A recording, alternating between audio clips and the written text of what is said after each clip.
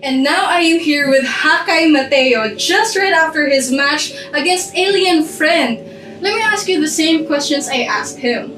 How does it feel going against your former tag team partner? Hindi ko matatawag ng partner yun. Yung ginawa niyong pagkagastate sa mga tao dito, kayong lahat kayo tumalikod sa akin. Partner pa talaga? Kaibigan? Ikaw nga, tatanong kita. May partner ka ba? Hindi ko alam, wala akong pakialam sa yung mga 3D eh. Pero, kung yung partner mo may nakuha ang iba, matutuwa ka ba dun? O, ba't ako matutuwa sa ganun? Ba't ko matatanggap na yung isang alien, kinukuha na lang ng ganun-ganun yung asawa ko, tapos siya pa tama sa sitwasyon na to?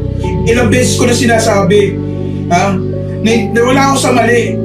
Na kayo lahat naniniwala sa panggagasal psyops ng alien na yun. Hindi ko matatanggap lahat ng to. Malapit na kayo. Speaking of Alien Friend, is there any thoughts or comments or message that you would like to tell him? Hindi mo ko natapos. Hindi matatapos lahat ng to. Dadaling ko ang utahuis mo sa Pinoy Wrestling at sisiguraduhin ko matuturog.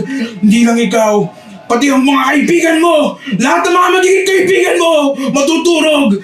At hindi ka nila matatawag na kaibigan sa lahat ng gagawin mo sa kanila. Malalaman nila lahat ng kalokohan mo. Alright, well, thank you, Hakai Mateo.